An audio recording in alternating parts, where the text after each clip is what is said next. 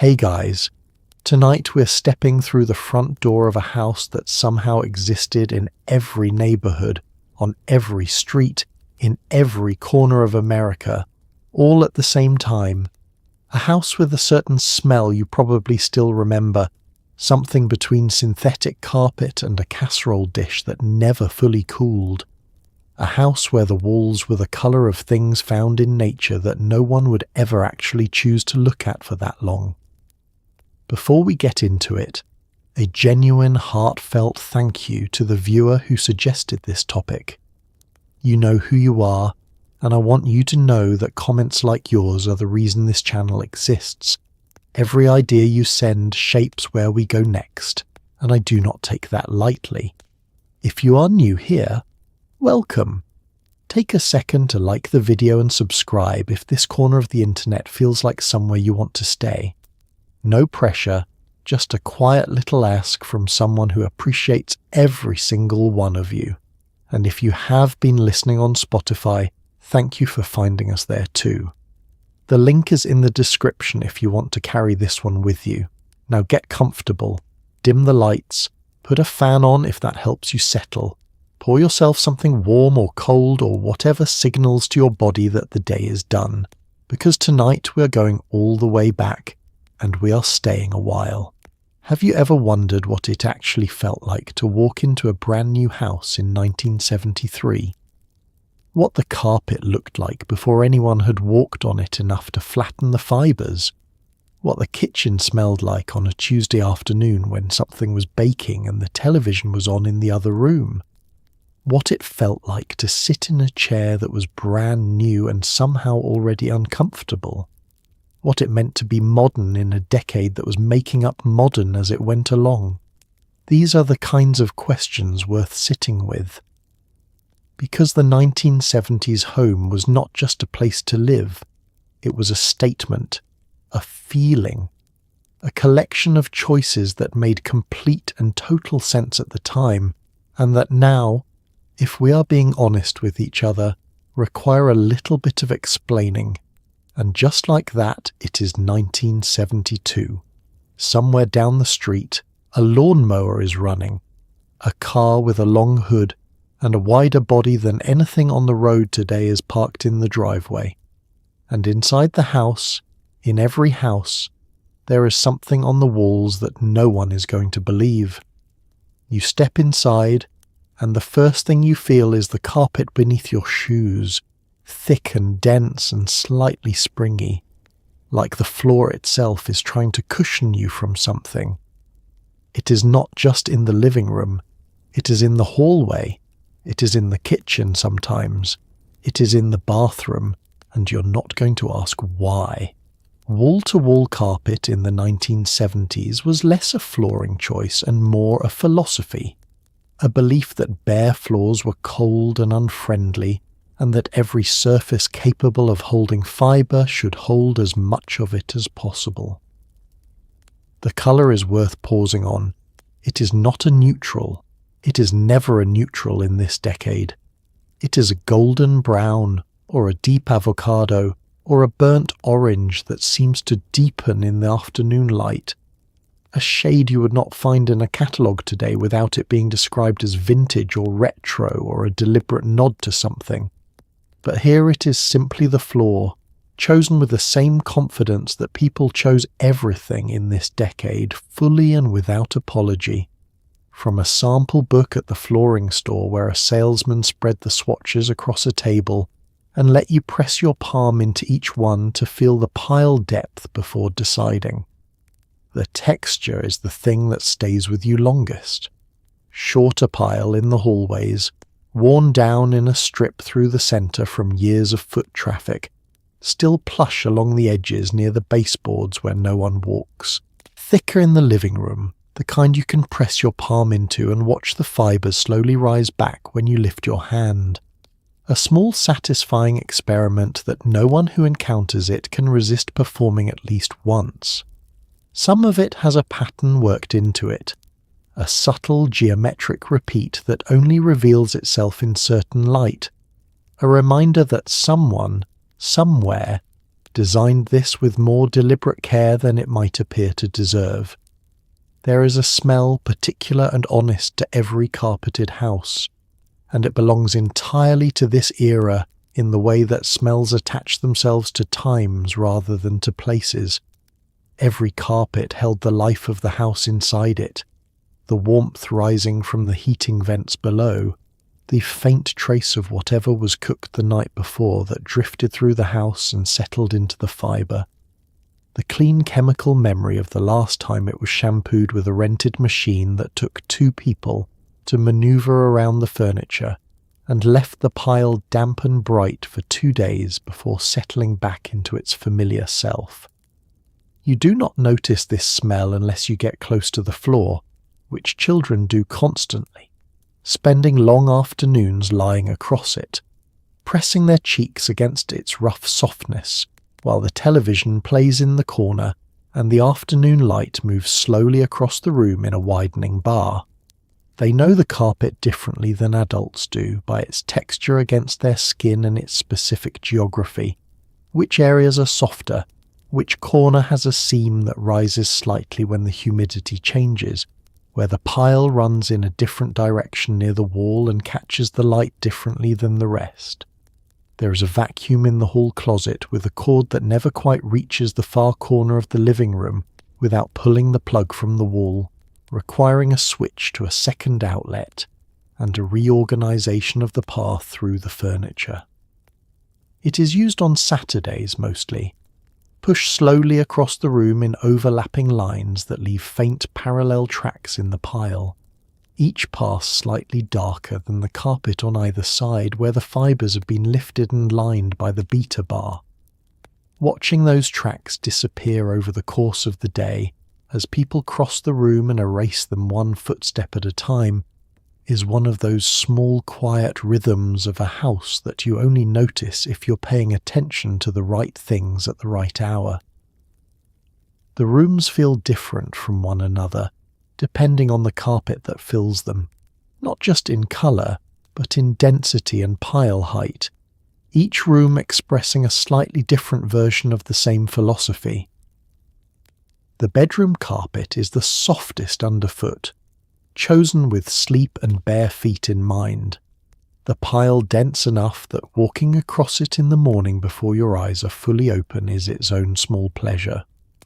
The hallway carpet is more practical, shorter and tighter, easy to vacuum in a single pass, resistant to the concentrated traffic of a family moving between rooms dozens of times each day. What is harder to explain, looking back, is not why the carpet was there, but what it did to the experience of being inside the house, the way it changed the acoustic quality of every room it occupied, absorbing the sounds that hard surfaces would have returned. Footsteps disappeared into it. Voices softened without the echo of wood or tile beneath them. Objects dropped on it landed quietly.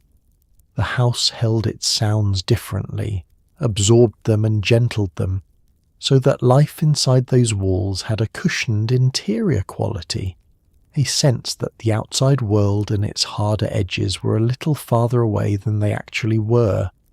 You cannot find that quality easily now. Hardwood floors are beautiful and clean and simple, and everyone who renovates a house from this era pulls the carpet up to reveal what is underneath, because what is underneath is almost always worth revealing. But there is something that left when the carpet went, some warmth that lived in the fibre and the pile and the slightly impractical, wholly human insistence that the floor should feel like something when you walk across it barefoot on a winter morning. That the ground beneath you should give a little, that a house should cushion the people inside it, not just shelter them. You look around the room and something takes a moment to settle in your eyes, the way your vision adjusts when you step in from bright sunlight. The walls are a colour that has a name: avocado, harvest gold, burnt sienna, but the name does not fully prepare you for the experience of being surrounded by it on all four sides. The 1970s had a relationship with colour that was deeply personal and entirely its own, as though someone had surveyed every shade on the spectrum and decided that the warmest, earthiest, most aggressively organic tones deserved to live indoors, together, at the same time, in the same room. The kitchen is where you feel the commitment most completely. The refrigerator is harvest gold, a deep saturated yellow with enough brown in it to read as serious rather than cheerful, the kind of colour that does not ask permission to be present in the room. The stove matches it, or nearly matches it, the two of them standing side by side along the far wall, like a pair of friends who dressed for the same occasion from different closets, and ended up close enough that no one would notice unless they were looking for the difference. The countertops are a laminate in a complementary shade, something that refers to wood without committing to the grain or the texture of it, smooth and slightly warm, easy to wipe down and resistant to everything except the memory of how many meals were prepared on it. The colour choices extended beyond the kitchen into every room, each one its own variation on the decades-established palette, but consistent in spirit, the whole house speaking a single visual language, even when the individual rooms use different words. The walls come a little closer in the best way, warmly rather than oppressively. The way a room feels in the evening when the lamps are on and the light is low and everything softens together.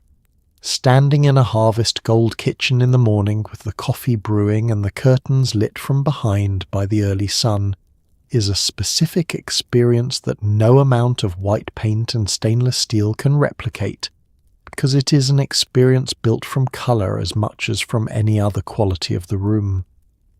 What replaced these colours over the decades that followed was a kind of careful restraint that had its own beauty and its own logic, but represented a fundamentally different attitude toward the question of what a home should look like. White walls and grey walls and the long reign of the neutral palette chosen specifically because it went with everything, which sometimes meant in practice that it went with nothing very strongly, that the room had no particular opinion about itself and offered no resistance to whatever you brought into it. These rooms were easier to sell and easier to photograph and easier to change, and in exchange for all of that ease they gave up something that the Harvest Gold kitchen had in abundance. The 70s palette asked something of you. It asked you to decide and then to live inside your decision, to wake up every morning in a room that had an established character, and to find a way to belong to it. That kind of commitment is harder than it sounds, but the rooms it produced had a warmth and a certainty that is still legible in every photograph taken inside them, even now, even across the distance of 50 years. Run your hand along the wall and you feel it, the vertical grooves, the faint texture of something that is almost wood, and in some houses actually is wood, though you cannot always tell the difference without looking closely. Wood panelling in the 1970s was everywhere, in living rooms and dens and finished basements and hallways that had no particular reason to feel like a hunting lodge but did anyway. It gave a room a certain seriousness, a sense that the people inside meant business, that this was a space for sitting and thinking and watching the game. The most common version is a thin pressed sheet with a printed wood grain, installed in vertical panels that run floor to ceiling and are separated by a shallow groove every 16 inches or so, the groove following the standard stud spacing behind the wall, as though the construction logic of the house has expressed itself decoratively on the surface. The panels are nailed to the studs directly or glued in place with a construction adhesive, whose smell persists in enclosed spaces for months after installation, a faint chemical sweetness that becomes part of the room's sensory identity during the first year it is there. The grain on the printed panels has a particular quality that distinguishes it from actual wood, too regular in its pattern, too consistent in its colouring. the figure of the wood repeating at intervals that the eye eventually detects without being told to look for them. But this quality, which would register as a flaw in a different context, becomes simply part of the character of the material in the rooms that use it, part of what makes a panelled room look like itself rather than like something else. You're not trying to be fooled. You're simply choosing a material that gives the room the warmth and the visual texture of wood at a price and a scale that real wood could not. In the den, the panelling goes floor to ceiling on 3 walls, and the 4th wall has a fireplace set into it with a brick surround that extends the earthy, grounded feeling the wood establishes. There is a built-in bookcase on one side, its shelves holding the particular mixture of paperbacks and hardcovers and reference volumes that accumulates in a household over years of living, and on the other side a cabinet that houses the record player and the stack of albums arranged in their sleeves in an order that makes sense only to the person who organized them. Everything in this room has been given a place and has stayed in it long enough to feel as though it belongs there permanently. There is something about a panelled room that slows the people inside it down in a way that is difficult to attribute to any specific quality, but is consistently felt. The warmth of the wood, real or simulated, lowers the temperature of whatever is happening in the room, softens the edges of a conversation, makes an ordinary weeknight evening feel more settled and deliberate than the same evening would feel in a room with bare white walls. People sit longer in panelled rooms. They refill their glasses more readily. The evening extends past the point anyone intended because no one has a particular reason to leave, and the room is not suggesting that they should. The smell of wood panelling in a house that has had it for decades is specific and impossible to manufacture. A faint woody dryness layered over with everything the room has absorbed across years of occupation. In a family room it carries traces of cigarette smoke and popcorn and the particular atmospheric residue of a television watched through many seasons. In a basement it has a cooler, more mineral quality underneath the wood smell, the concrete block behind the panels asserting itself faintly through the surface. In a bedroom it is quieter and drier, the smell of a room that is mostly dark and mostly still, and inhabited by sleep. Today the panelling is gone from most of those rooms, stripped out during renovations that wanted to open things up and let the light in, replaced by drywall painted in the pale neutral shades of a different aesthetic era. The walls are smooth and bright, and the rooms are easier to photograph and simpler to repaint when the mood changes. But something that those panelled rooms had, the enveloping quality, the sense of being inside something that had decided to be warm, does not come back with the drywall. It was a quality that lived in the grooves and the grain and the particular way the panelling absorbed the lamplight and gave it back softer than it arrived. That is what the wood panelling knew how to do, and what it did in room after room across a decade, steadily and without announcement, simply by being there. There is something hanging near the window, a long knotted piece of ropework that catches the light in a soft, irregular way. It is not a painting. It is not a photograph. It is macramé, and it was made, very possibly, by the person who lives here, at a class or from a book, or simply by following an instinct that said the wall needed something handmade.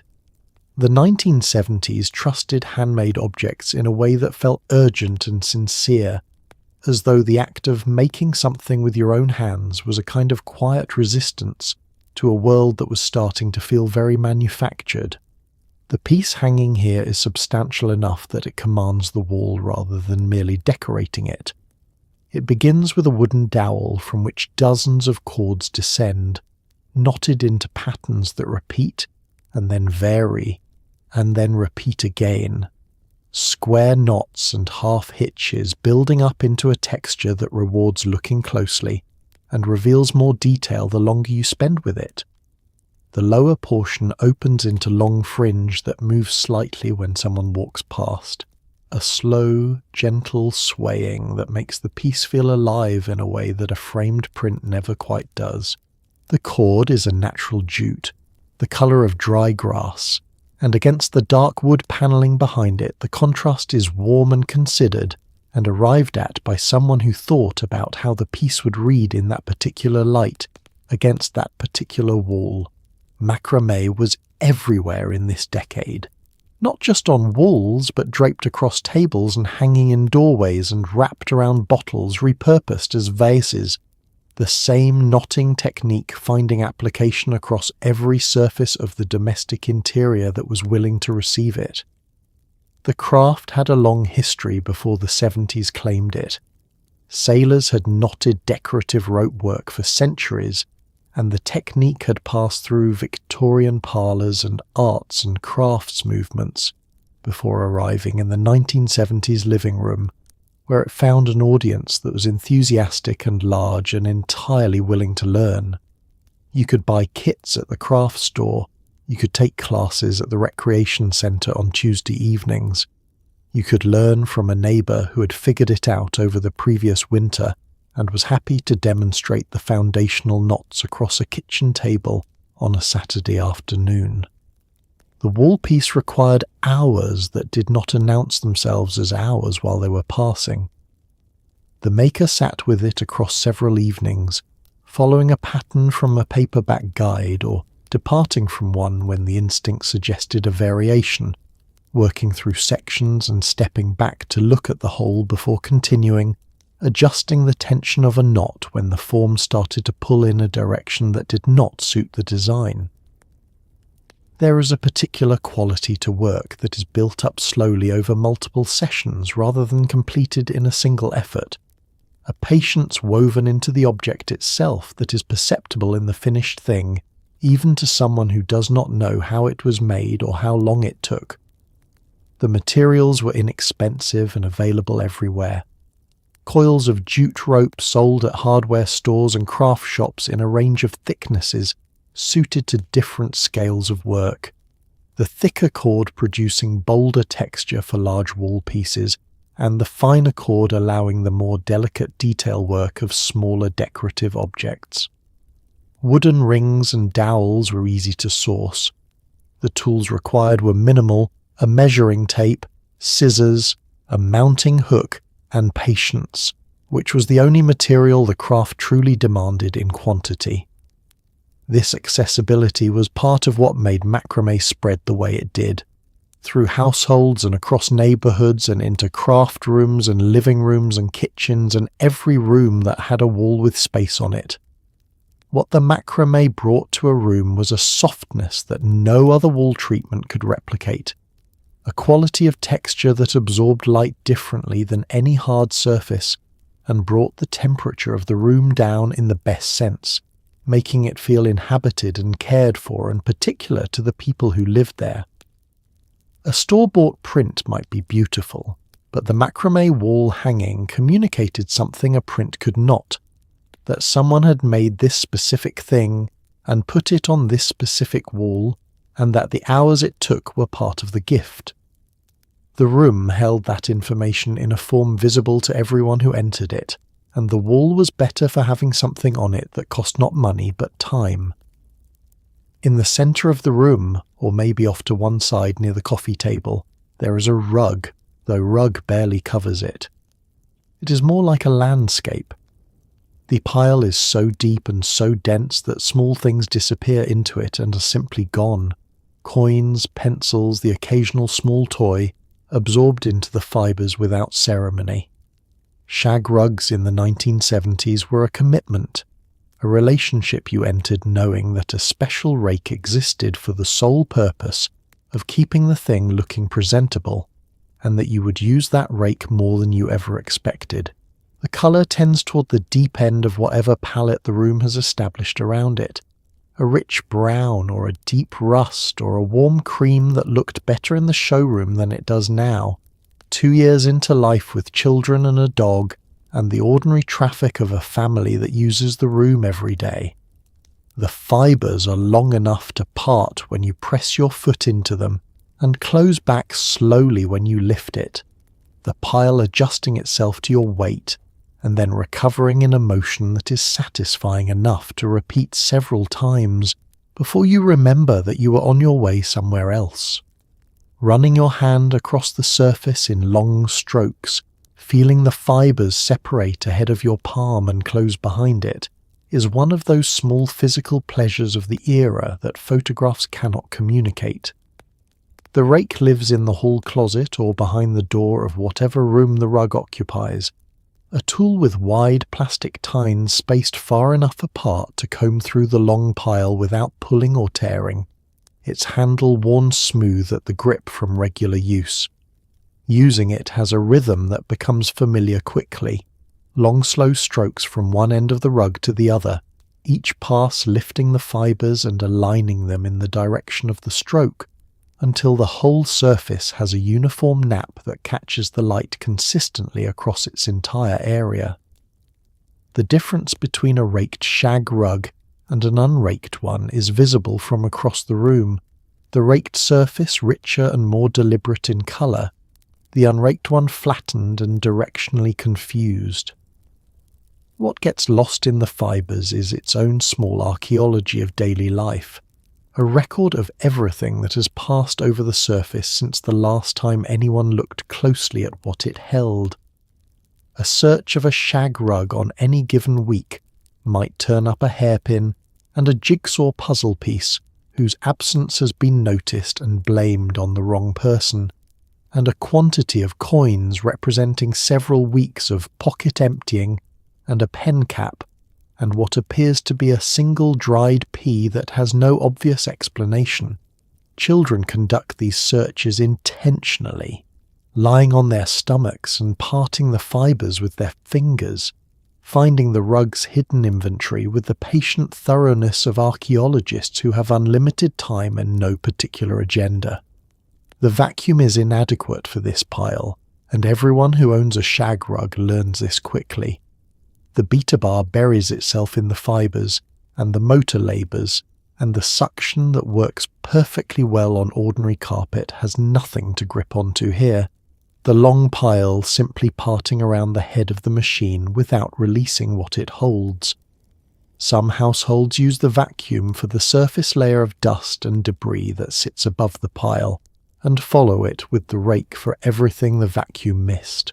A two-step process that becomes simply the way you clean this particular floor covering, accepted without resentment as the trade the rug demands in exchange for what it gives. What it gives is considerable. A room with a shag rug in it feels different from a room without one in ways that extend beyond the visual, the pile absorbing sound and warming the floor and giving the room a quality of softness underfoot that changes how it feels to spend time there. Sitting on it to watch television, or to spread a board game across its surface, or simply to be at floor level for a while, is an experience the bare floor or the thinner carpet in the hallway does not offer. The rug was impractical in ways that were accepted without complaint, because the impracticality was inseparable from the thing that made it worth having, the depth and the texture and the warmth that only existed because the pile was exactly as long and dense as it was. Some things cannot be made easier without ceasing to be themselves. The shag rug understood this completely, and it was right. You sit down in a chair that is made of something smooth and hard and slightly cool to the touch, a single moulded shape that curves round the body in a way that a designer somewhere believed was both comfortable and modern. Plastic furniture in the 1970s carried a promise with it, a suggestion that the future had arrived and that it looked like this, bright and clean and free of the heavy upholstered weight of everything that came before.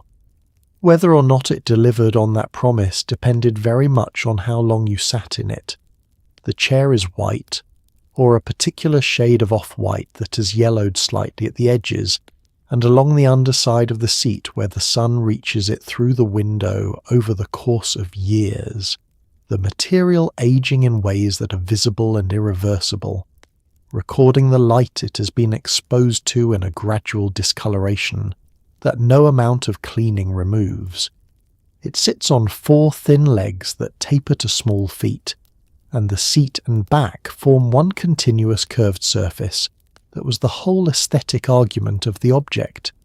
The absence of joints or seams or upholstery saying that this was furniture that had been released from the constraints of earlier furniture, that the material allowed shapes that wood and fabric could not achieve. The feel of it against the back of your legs on a warm day is specific and slightly unpleasant. The plastic warmer than it appears, and slightly tacky against skin, the smooth surface offering none of the breathability of fabric and none of the coolness of metal. This is the detail the designers did not fully solve, the gap between what the chair looked like it would feel like and what it actually felt like after 15 minutes, and it is the detail that most clearly separates the promise of plastic furniture from its reality. From across the room, it looks like the future. From inside it, with your back against the moulded curve and the afternoon sun warming the surface through the window, it feels like a material that has not entirely committed to the business of being comfortable. These pieces arrived from a genuine enthusiasm that deserves to be understood on its own terms rather than judged from the distance of hindsight. The designers who worked in moulded plastic in the post-war decades were not making a mistake. They were responding to a material that genuinely offered new possibilities, that could be formed into shapes wood could not achieve, and produced at a cost that made designed objects available to people who could not afford handmade ones. The moulded plastic chair at the discount furniture store was a democratized version of ideas that had originated in expensive limited production design objects, and the fact that it was available to everyone rather than a few was part of its meaning. The kitchen version of this furniture is the most durable and the most practical. Chairs with moulded plastic seats on chrome legs, arranged around a table with a laminate top that wipes clean and shows no memory of whatever was spilled on it. These chairs stack when the table is needed for something other than eating, their identical profiles nesting into each other in a column that stores efficiently in a closet or against a wall. The stackability was not incidental but central to the design logic. The chair solving the problem of storage by disappearing into a vertical column of itself, and this solution was practical enough that institutions adopted it by the hundreds, and it found its way into every home that needed chairs that could be multiplied for a party and put away after. The plastic furniture of this decade looked toward a future that arrived differently than anyone expected. The future turning out to be not moulded plastic in white and orange, but something else entirely. Digital rather than material, lighter than any chair. The chairs remained where they were, yellowing slightly at the edges, doing their work, modest monuments to an optimism about materials and manufacturing, and the possibility of designing a better everyday life that was, whatever its limitations, entirely sincere. Across the room is a sofa, low and wide and upholstered in velvet, the colour of something deep and declarative, a burgundy, a teal, a rich chocolate brown that seems to absorb the lamplight rather than reflect it. You sit down and feel the nap of the fabric shift slightly beneath you, that soft give of velvet under pressure, one of the quieter sensory pleasures of the era. The 1970s sofa was not a neutral presence in a room. It was the room, the anchor around which everything else arranged itself. The depth of the seat is the first thing you notice after the colour, the cushions wide enough and the back low enough that sitting back fully requires a physical commitment, a settling in rather than a perching. The body adjusting its relationship to gravity in the particular way that low furniture demands. These sofas were built for evenings rather than moments, for the kind of sitting that goes on for hours without anyone intending to stay that long. And the proportions of the thing, the width of the cushions and the softness of the velvet and the angle of the back, all contribute to a form of seated comfort that is very different from what a straight-backed upright chair offers, and that, once experienced, is difficult to substitute. The tufting on sofas that have it gives the velvet surface a topography that changes with the light throughout the day. Shallow valleys where the button pulls the fabric down and small rounded peaks between them. The nap of the velvet running in slightly different directions on each facet of the surface so that the whole thing shifts colour and depth as you move around it. From one position in the room, the sofa is deep and absorptive, pulling all the light into it. From another, the nap catches the lamp at an angle, and the surface comes alive with a faint shimmer that moves as you move. The velvet doing what velvet does, changing constantly and offering something different to every eye that falls on it. The sofa holds the smell of the house more completely than any other piece of furniture, more than the carpet and more than the curtains, because it is the surface where people spend the most time and at the closest range, and for the longest continuous periods. Whatever has happened in the room across the years has settled into the velvet in a way that is not unpleasant but deeply specific. The accumulated atmosphere of a household that has used this sofa for its intended purpose, sitting together in the evenings, watching television, talking, falling asleep during a program that no one was willing to admit they were no longer following. The throw pillows at each end are usually a complementary shade chosen to reinforce the room's palette rather than introduce something new, square or rectangular, firm enough to lean against and soft enough to hold.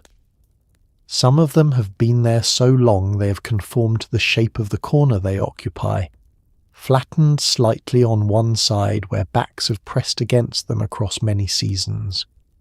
This flattening is not a failure, but a record, the pillow shaped by the people who used it, the sofa and its accessories carrying the physical memory of the household in a form that is entirely accidental and entirely true.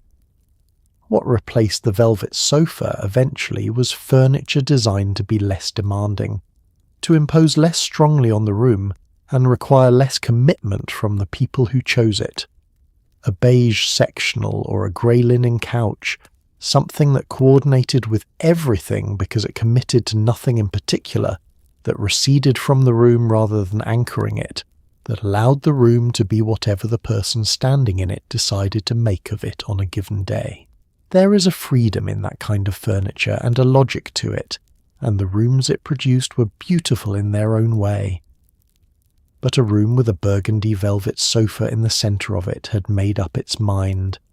It knew what it was, and it was not going to change, and the evenings that happened inside it had the particular quality of evenings that take place in rooms with strong opinions, more settled and more themselves than evenings that happen in rooms that are still deciding. On the shelf, or the side table, or the stereo cabinet, there is a lamp that does not light the room so much as inhabit it, a tall glass cylinder filled with something warm and liquid and slow. The wax inside rises and falls in shapes that do not repeat, each one forming and dissolving before you can fully name it.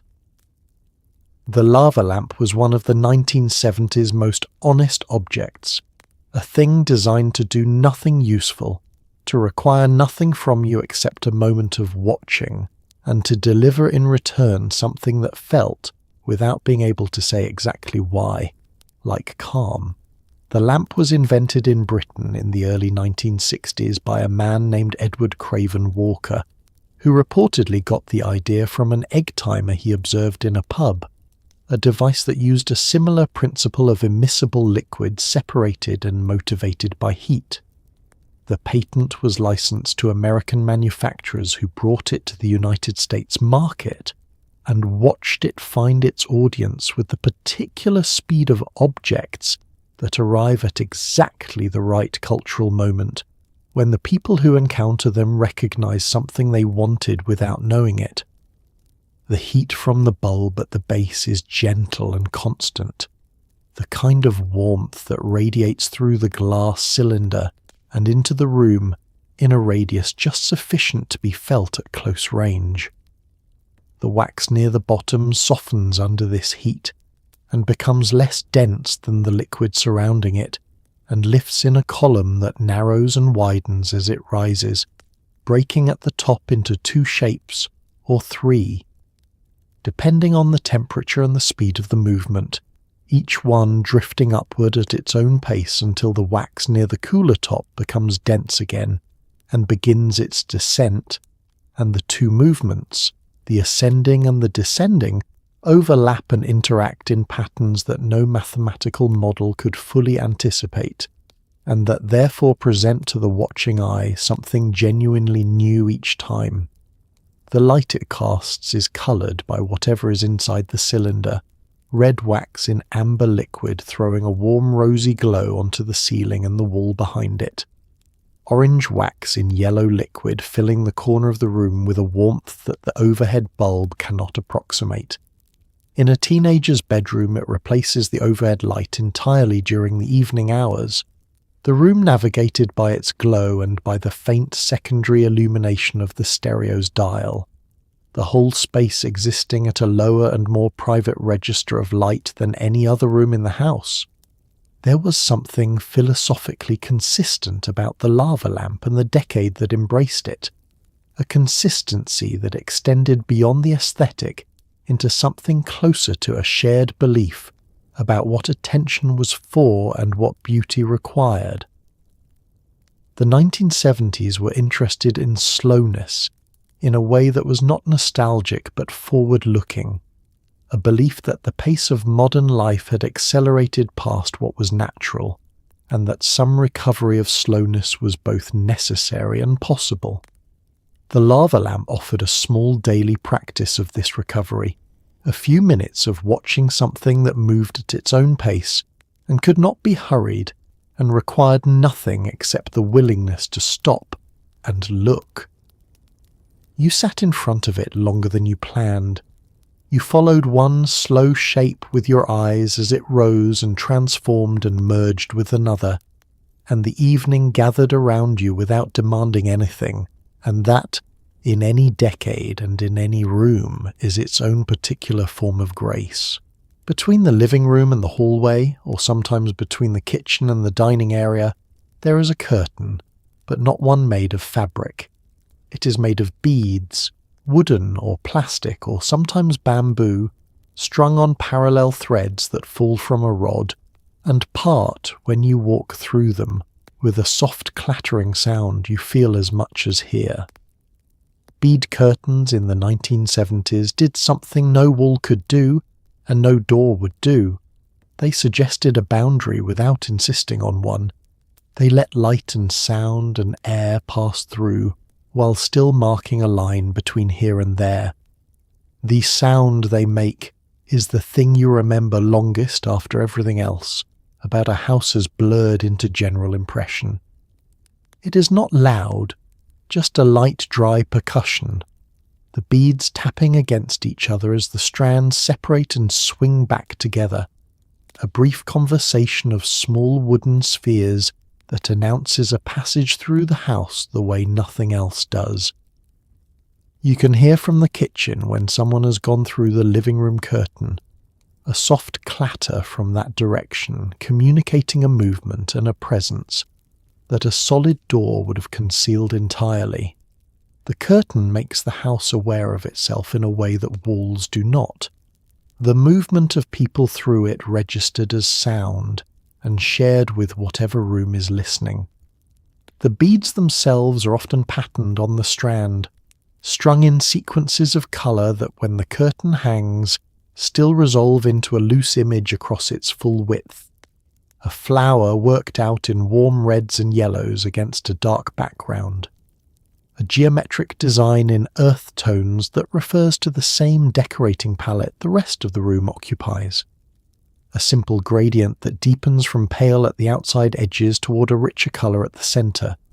You see it best from across the room when the curtain is undisturbed by recent passage, and the pattern has had time to settle back into its full form. Walking up close dissolves the image back into individual beads, each one smooth and slightly cool between your fingers if you reach out and run a strand through your hand. Some of the curtains are bamboo, the beads flat and slightly irregular in their natural material, the sound they make when disturbed deeper and more resonant than the plastic ones, a sound closer to wood instruments than to the plastic version's lighter clatter. These tend to appear in rooms that are reaching toward natural materials, that have the rattan furniture and the macramé wall hangings and the terracotta pots in their jute cradles. The bamboo curtain completing the vocabulary of the room by giving even the transitional space between rooms the texture of something grown rather than manufactured. The practical case for the bead curtain was always secondary to the experiential one, the way it looked and sounded and felt to pass through it being more than sufficient justification for its presence in a doorway that could have been left open or fitted with a conventional door. But the practical case existed too, the curtain providing some visual separation between spaces without blocking the airflow, that ceiling fans and window units depended on circulating freely through the house, keeping insects out when a back door was left open for the breeze, giving a room a sense of enclosure without the full closure of a door that had to be opened and closed and remembered. What the bead curtain understood was that the transitions between spaces in a house are not nothing, that the experience of moving from one room to another is itself a small event that can be marked or left unmarked, that a home is made up not only of its rooms but of the passages between them, and the quality of those passages contributes to the quality of being inside. The curtain marked the passage with sound and texture, and the brief pleasant pressure of the beads moving across the shoulder, and the house was more itself for having it, more alive to its own movements, more aware of the people travelling through it. In the living room, in the position of greatest importance, angled slightly toward the sofa, is the television, but calling it a television undersells it. It is a console, a wooden cabinet that stands on legs and houses the screen inside a frame designed to look like it belongs in a room rather than just sitting in one. The 1970s television set was built to stay, purchased with the understanding that it would not be replaced for many years, that it would become part of the room the way a bookcase becomes part of the room, present and considered and given its own particular corner. The cabinet is walnut or a walnut-stained veneer, finished to a low, warm sheen that coordinates with the end tables and the coffee table and the frame of the mirror across the room. The television understood by its makers and its buyers as a piece of furniture that happened to contain a screen rather than a screen that happened to be housed in a cabinet. The legs are tapered in the mid-century manner, the same proportion used for every other piece of furniture in the room, so that the television belongs visually to the ensemble rather than standing apart from it as something categorically different. Someone thought carefully about how this object would live in a living room, and the thinking is evident in the result. The screen takes a moment to warm up after the dial is turned, the picture brightening slowly from a central point of light that spreads outward as the cathode ray tube reaches its operating temperature, the image arriving gradually in a process that has its own anticipatory quality, a few seconds of watching. The brightness grows from the center while the room around you is still dark, the set finding itself. This warm-up becomes part of the ritual of watching, unremarkable in itself, but part of the experience of television in this decade in a way that disappears entirely with later technology. The instant on screen removing forever the brief interval in which the television was becoming rather than already being. The channel selector is a physical dial that clicks through its positions with a satisfying mechanical precision, each click a discrete station rather than a continuous sweep.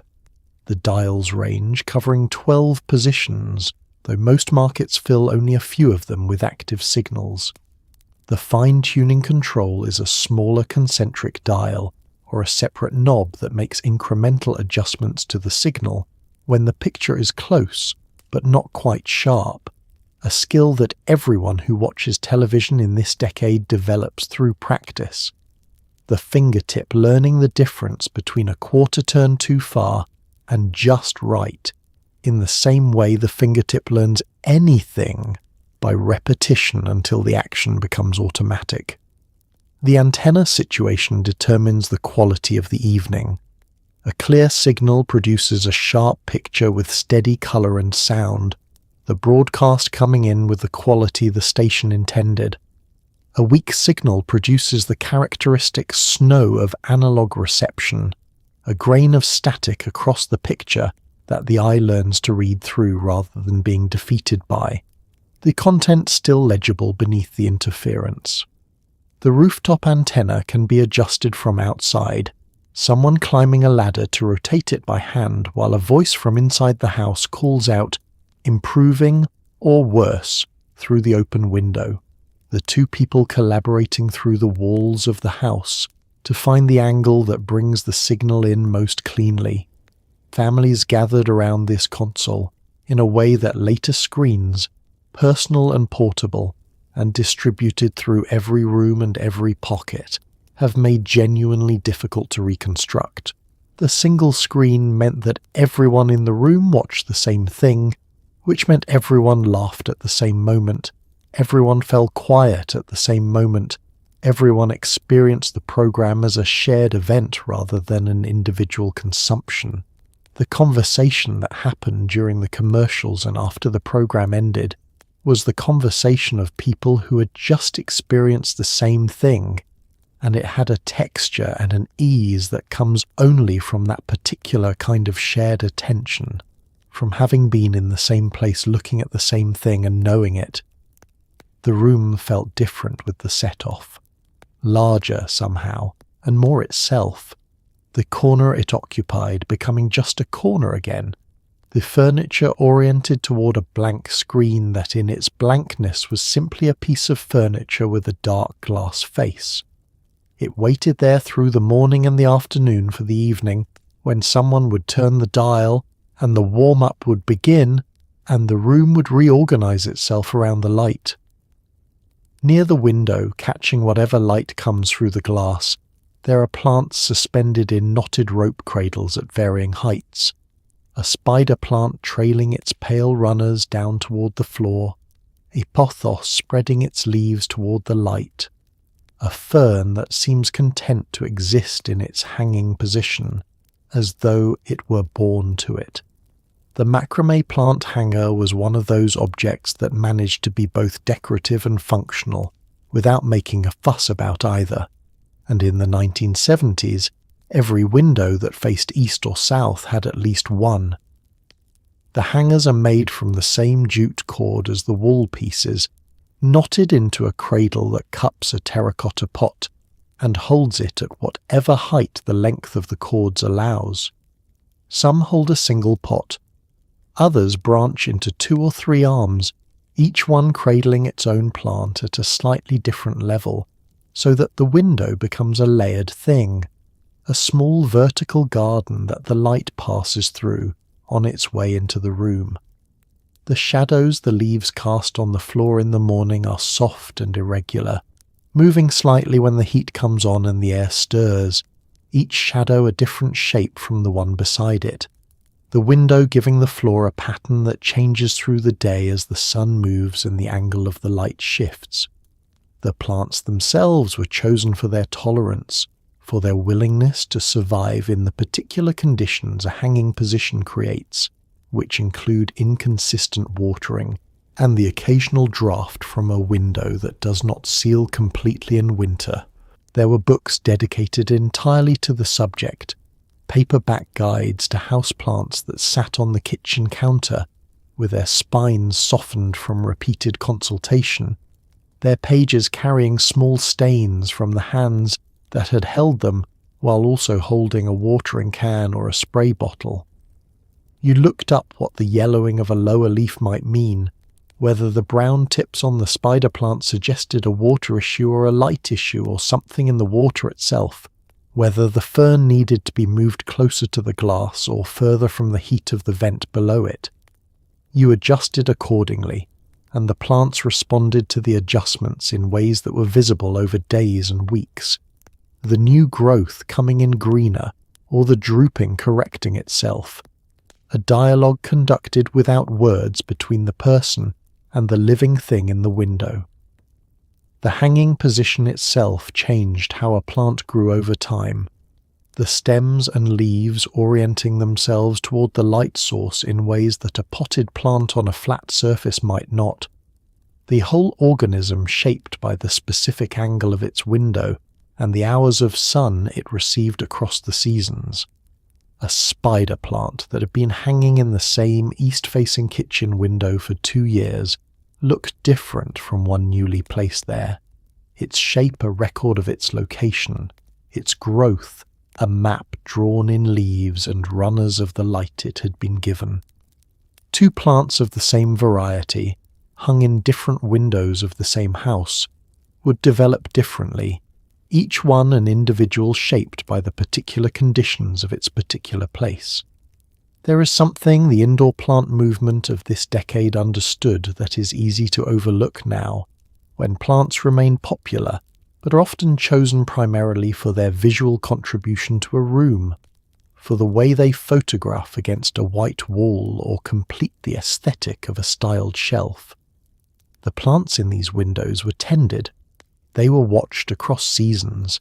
They were part of the household in a way that had nothing to do with aesthetics, and everything to do with the daily attention given to something alive. A brown leaf was noticed and removed, not because it looked bad, but because the plant needed it gone. A new shoot was remarked upon at the dinner table as genuine news. The spider plant that had been hanging in the same window for 4 years was, without sentimentality or exaggeration, a member of the household. The light through a window full of plants is a different quality of light than light through bare glass, and this difference is felt before it is understood.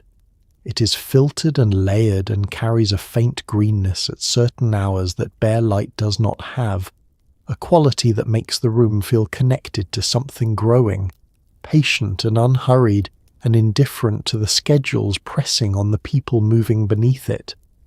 Standing in it in the morning with a cup of coffee, watching the leaves move in the warmth rising from the heating vent, is one of those unremarkable moments that memory keeps long after the remarkable ones have faded, because it carries in it the feeling of a particular house at a particular time when the light came through the window in a particular way, and life was exactly as ordinary and therefore as good as it ever gets. Down the hallway, in the main bedroom, is a bed that is not quite like any bed you've slept in before. A low vinyl frame filled with water that shifts slightly when you settle onto it, adjusting to your weight with a slow, gentle motion that is either deeply relaxing or deeply unsettling depending on who you are. The waterbed arrived in the 1970s carrying the full weight of a cultural moment, a piece of furniture that seemed to belong to a new and looser version of American life, one less concerned with tradition and more curious about comfort. The frame is dark wood or a wood-toned laminate low to the ground in keeping with the decade's preference for furniture that did not aspire to height, and it fills most of the bedroom in a way that a conventional bed of the same dimensions would not, because the waterbed announces itself differently from the moment you enter the room. The vinyl surface catches the overhead light and returns it with a faint sheen, and the slight sound the bed makes when you set something on the edge, a soft liquid shifting beneath the surface, reminds you before you have even committed to lying down that this is an object with its own physics, its own rules, its own particular relationship with the weight of the person who occupies it. Getting into it is its own negotiation, conducted fresh each night until the body learns the approach. You sit on the edge, and the whole surface responds immediately, a slow wave moving outward from the point of contact and returning in a gentler secondary wave, and you lie back carefully, feeling the water redistribute itself around your shape in a process that takes several seconds to complete, the bed finding the new equilibrium that your specific weight and position require. The temperature, if the heater built into the base frame is working properly, is close to body temperature from the first moment of contact, and the combined effect of a surface that is warm and yielding and faintly in motion beneath you is something that is very difficult to describe to someone who has not experienced it. A quality of held comfort that conventional mattresses approach but never quite achieve. The heater built into the platform is the mechanical heart of the waterbed experience, the element that separates sleeping on one from lying on something merely unusual. A waterbed without a functioning heater is a different experience entirely. The water cooling overnight toward room temperature and drawing warmth from the sleeper's body in a way that extra blankets help but cannot entirely correct. The heater cycles on and off through the night, its low electrical hum becoming one of the background sounds of the bedroom, familiar enough after the first week that it disappears from conscious awareness and is only noticed again on the rare occasions when it fails. Moving the bed is a project that the purchase decision does not always fully reckon with. The vinyl bladder must be drained first, a process involving a garden hose and a drain connection, and several hours of patient waiting while the water runs out slowly, the bed deflating gradually from a full firm surface to a flat empty sheet of vinyl on the frame. The filled weight of a standard waterbed exceeds 1,500 pounds, a fact that becomes suddenly relevant when a second-floor apartment is involved, or when the lease includes language about weight-bearing limits that seemed theoretical at signing and feels considerably less so at move-out. These practical realities were part of the waterbed's reputation, discussed among people who owned them with the particular intimacy of shared experience, the complications accepted as the price of admission to something that was worth the complications. A puncture, when it occurred, required the repair kit that came with the bed and was ideally kept somewhere accessible, a patch of vinyl and a tube of adhesive, and the patience to find the source of the leak by pressing your palm slowly across the surface in a quiet room and feeling for the faint coolness of escaping water. Most owners found the source eventually. A few discovered it first through the bedding, waking to a dampness that announced itself before any other evidence. But these are the details of ownership rather than the experience of sleeping in one, and the experience of sleeping in one was what the decade was actually interested in. The hours of rest on a surface unlike any other surface, warm and supporting and faintly present as a physical entity in a way that an ordinary mattress never is. The people who loved waterbeds loved them with a loyalty that outlasted fashion, continuing to sleep on them long after the decade that produced them had passed into nostalgia, because the thing the bed did for sleep was real and specific and not replaceable by anything that came after. It felt, in the most uncomplicated sense of a word the decade would have accepted without reservation, like the future. In some of the more ambitious homes, the living room floor is not entirely level. There is a section, usually at the centre, that steps down a foot or so, creating a sunken seating area, ringed with cushions where people gather as though the architecture itself has suggested that this is the place for talking. The conversation pit was the 1970s at its most theatrical, an interior design choice that announced, without subtlety, that this household took the idea of gathering seriously, that sitting together was an occasion and the room should honour it. The step down is a single riser, carpeted in the same pile as the surrounding floor, or sometimes in a contrasting shade that defines the pit as its own distinct zone within the larger space. A room announced by its floor level rather than its walls. The cushions that line the perimeter are low and firm, more like upholstered benches than sofas, continuous around 3 or 4 sides so that the seating faces inward rather than outward, everyone who sits in the pit oriented toward everyone else. This inward orientation is the whole social logic of the design, the architecture having made a decision about where attention should go and built that decision into the floor of the house.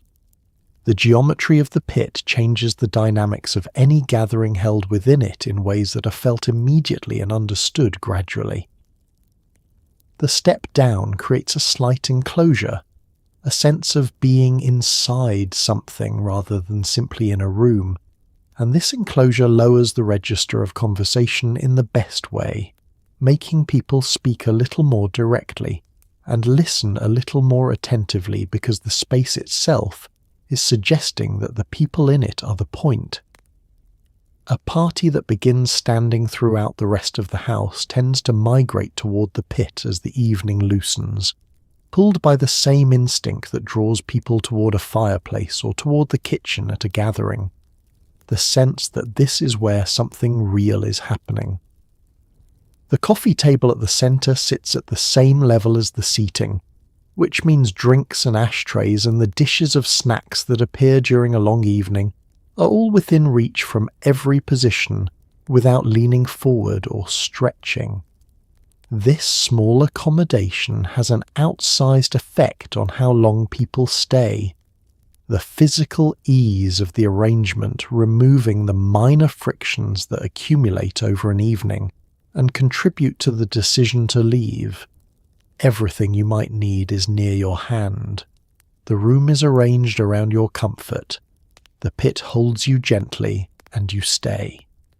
Children understood the pit as an invitation to leap, the single step down, creating a possibility that no other room in the house offered, the short drop from floor level to pit level long enough to constitute a jump, but short enough to be safe, or at least safe enough that the calculation was worth making several times an evening.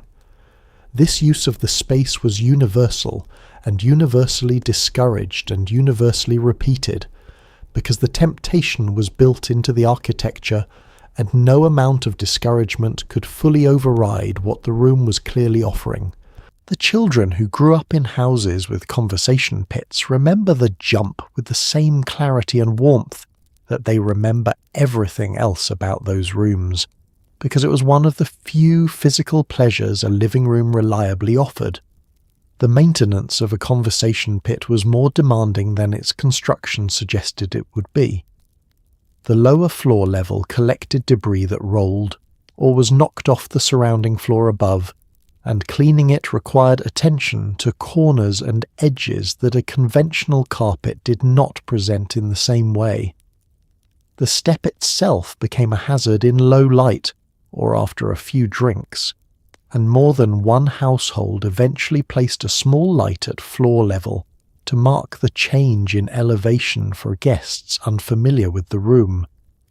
The cushions required regular rotation and occasional replacement from the compression of regular use, the firm upholstered surfaces softening over years in the spots that were most frequently occupied, developing a topography of use that was invisible but felt. But no one who had a conversation pit in their home regretted it. What it gave the room was an argument for gathering, a physical statement that the household believed in the value of sitting together and had committed enough of the house's architecture to that belief to make it permanent, in a decade that was thinking carefully about what domestic life should be and what a home should do for the people inside it. The conversation pit was one of the most earnest and most unambiguous answers to those questions. It said that talking mattered. It built that belief into the floor. On the kitchen counter or somewhere in the dining room cabinet, there is a pot on a stand with a small flame beneath it, and a set of long forks with coloured handles arranged in a fan around it. The fondue set in the 1970s was not just a cooking implement. It was a social format, a way of organising an evening around something warm and communal and slightly risky, a way of slowing a meal down until it became something closer to an event. You gathered around it and you stayed there, and the conversation that happened was the kind that only happens when everyone's hands are occupied. The pot itself is ceramic or enamelled cast iron, heavy and heat retentive, sitting in a metal stand above a small alcohol burner or a can of sterno whose flame is just sufficient to keep the contents liquid and warm without scorching them. A flame low enough that you can hold your hand above it for a moment before deciding that is far enough. The cheese mixture prepared for it is a specific and slightly ceremonial thing. Gruyère and Emmental grated and combined in a proportion that has been tested and adjusted across previous evenings, melted into white wine that's been warming in the pot before the cheese is added, thickened with a small amount of cornstarch dissolved in a little of the wine and stirred in at the end while the mixture is watched carefully for the moment when it comes together into a smooth and glossy mass that coats the back of a spoon and holds its shape for a moment before slowly falling. The smell of it fills the dining room within minutes of the burner being lit and travels down the hallway toward wherever guests are gathered with their first drinks, arriving as an announcement that the evening is progressing and that something warm and specific is waiting for them at the table.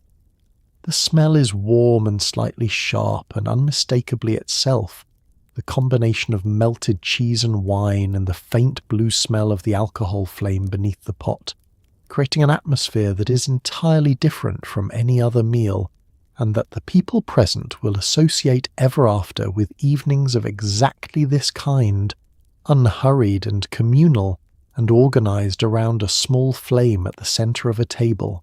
The forks are the social instrument of the fondue, each one identified by the coloured ring near its handle, and the assignment of colours at the beginning of the evening is itself a small social transaction, everyone choosing or being assigned, the table establishing its internal vocabulary before the eating has begun.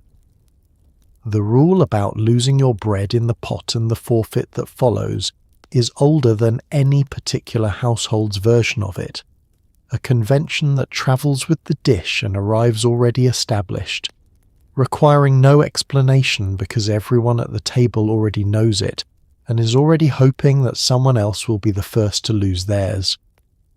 The conversation that happens around a fondue pot is different from the conversation that happens over a plated dinner, and the difference is not incidental but structural. The slow pace of the meal, the shared pot that requires everyone to attend to the same centre point, the mutual vulnerability of the bread on the fork ritual, the slight risk and the waiting and the blowing on the bite before eating it, all of these things create a looseness and an attentiveness at the table that other formats do not produce with the same reliability. People tell stories during fondue that they might not tell over a faster meal. They ask questions they might not otherwise ask. The evening finds its own pace, which is the pace of the pot, slow and warm and unhurried. The chocolate fondue that follows dessert belongs to a different register of the evening, lighter and more playful, the earlier conversations having done their work and the table now relaxed into something closer to its natural state. The strawberries and the banana slices and the cubes of pound cake arranged on the plate beside the pot are dipped and eaten with the ease of people who have stopped performing and started simply being together, which is what every dinner party hopes to achieve and what the fondue set, more reliably than almost any other format, actually delivers. The set spent most of its life stored away, brought out for company and for the specific kind of evening it required, an evening with time in it and people willing to spend the time together at table. It was a statement about what the host believed a meal could be, and the belief was generous and specific and expressed entirely through the act of getting the pot out of the cabinet and lighting the small flame beneath it and waiting for the cheese to melt. In the sunroom, or the corner of the living room near the largest window, there is a chair made of woven rattan, its curved back and slightly creaking frame giving it the easy, unhurried quality of something that would be at home on a porch or in a garden. Rattan furniture in the 1970s carried a certain optimism with it, a sense that the house and the natural world outside it were not entirely separate things, that what grew in the garden had something to offer the living room, that lightness and texture and imperfection had a place inside four walls alongside everything else.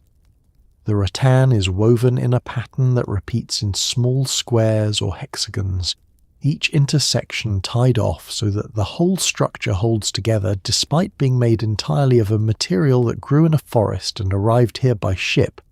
The distance travelled by the chair invisible in the finished object but somehow present in the quality of the material itself, in the particular way it responds to humidity and to the weight of the person sitting in it. Rattan swells slightly in damp weather and tightens in dry, the chair's dimensions varying by small fractions across the seasons in a way that wood furniture also does and synthetic furniture does not, the natural material maintaining its relationship with the atmosphere even after it has been harvested and shaped and finished and shipped to a living room in Ohio or Texas or Oregon. The weave catches dust in a way that upholstered surfaces do not, the small gaps between the strands collecting particles that the vacuum cannot reach without a brush attachment, and cleaning the chair properly requires a stiff brush worked along the grain of the weave and a damp cloth for the residue that remains.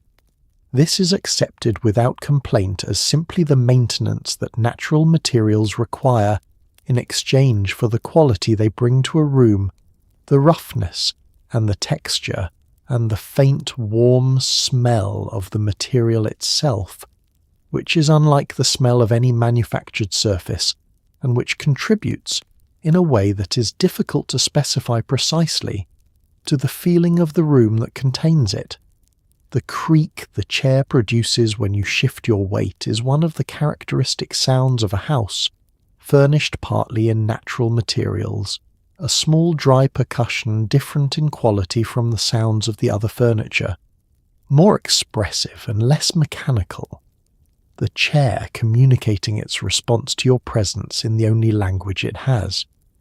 You become accustomed to it quickly, the sound dropping below the level of conscious attention after the first few days, and it is only when someone new sits in the chair and pauses at the sound that you hear it again as they are hearing it.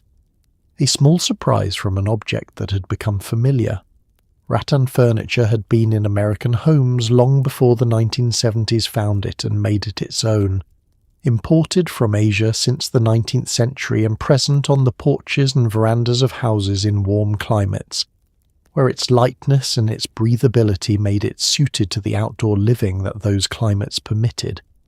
The decade brought it inside and gave it a new context, pairing it with the hanging plants and the macramé and the natural fibre rugs as part of a broader interior language that believed the materials of the living world had an honesty and a warmth that no manufactured surface could replicate. Rattan was part of that vocabulary, and in the rooms that spoke it fluently it completed something, made the interior feel genuinely connected to the exterior in a way that purely synthetic furnishings never could. The cushion tied to the seat with its cloth ties is the compromise the chair makes with comfort, the flat, firm pad giving the hard, woven surface a layer of softness without obscuring the texture of the material beneath it. The ties work themselves loose and need retying periodically, a small recurring task that is part of the ongoing relationship with the chair, the maintenance that keeps it functioning as it should, and that, in the doing of it, keeps the person tending it in contact with the object in a way that purely passive ownership does not provide. In the best of these rooms, sitting in the rattan chair with a book, and the afternoon light coming through the window, and the plants moving slightly in the warmth above you, the distinction between inside and outside becomes genuinely unclear. The natural materials and the living things and the light from the garden creating something that is neither fully one nor the other, but partakes of both. The decade reached for this quality in room after room across the country, with varying degrees of success, and when it arrived it was exactly what it was meant to be, a home that felt like something growing, unhurried, and alive. You notice, moving from room to room, that the walls change completely, not just in colour but in character. The kitchen has a pattern of small repeated shapes, tiny flowers or geometric tiles, or roosters arranged in neat rows. The bedroom has something softer, a wide stripe or a loose floral. The bathroom has something bold, a repeating graphic that would feel overwhelming if you were in it for more than a few minutes, which of course you are every single morning. Wallpaper in the 1970s was not meant to disappear into the background. It was the background. The application of wallpaper was a household project undertaken with the seriousness that any permanent decision deserves, and the optimism that any Saturday morning project generates before the complications reveal themselves.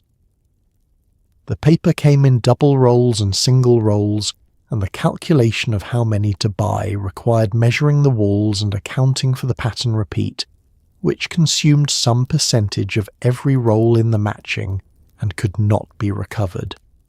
The table for pasting was a long folding surface set up in the centre of whatever room had the most floor space. The paste mixed in a bucket to a consistency that the instructions described, but that experience alone taught you to recognise. The first strip was the most important, established against a plumb line dropped from the ceiling to ensure that the pattern would be vertical, even if the walls, as they almost always were not perfectly plumb themselves. The slight lean of an older house expressed itself in the gap between the plumb line and the corner, a gap that widened or narrowed as the eye travelled upward, and that the wallpaper could not correct but could, if hung carefully from the plumb rather than from the corner, at least not make worse. The second strip was matched to the first along the seam, the pattern continuing across the joint as though the wall were a single surface, the seam invisible when the work was done well, and visible from across the room when it was not.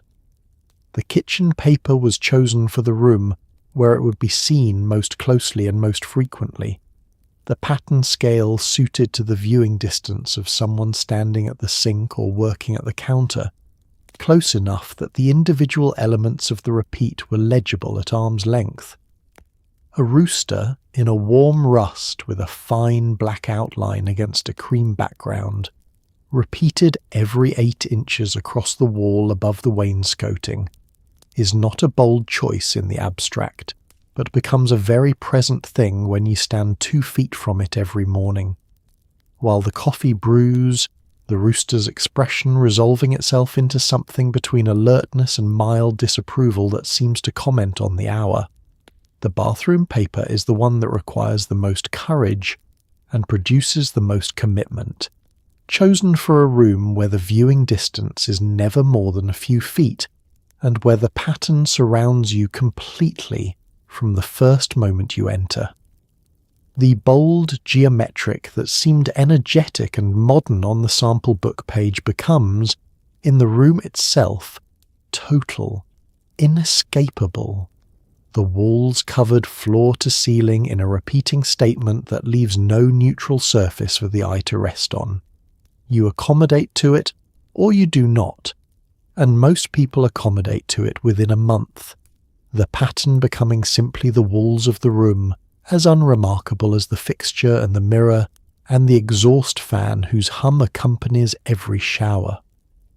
The bedroom paper is the most personal of all, chosen for the room where the audience is smallest and the intention most private, where the pattern will be the last thing seen before sleep and the first thing registered in the morning before the eyes have fully adjusted to the day. A wide stripe in 2 shades of brown that reads as both restful and considered. A loose floral in soft greens and creams that makes the room feel like the inside of a garden, cool and still and separate from the rest of the house. These choices were made not for guests but for the person who lived in the room, and they reflect a kind of self-knowledge and a commitment to personal comfort that the more public rooms of the house sometimes suppress in favour of what will be presentable. Wallpaper committed the household to the choice for years, the application and the removal both laborious enough that the pattern stayed long after fashions had moved on, and the paper had become simply the room, inseparable from the memories made inside it. Decades later, in houses being renovated, the paper comes off the walls in strips that reveal the date of the house in their pattern, the way tree rings reveal the age of the tree, the harvest gold roosters and the bold bathroom geometrics surfacing from beneath layers of later paint like messages from the people who lived there before, speaking in the visual language of a decade that believed a wall was an opportunity and never let one go to waste. In the den or the finished basement, or sometimes in a recessed corner of the living room, there is a small counter with a mirrored back and a row of bottles arranged in front of it, glasses hanging upside down from a wooden rack above, a small refrigerator built in below.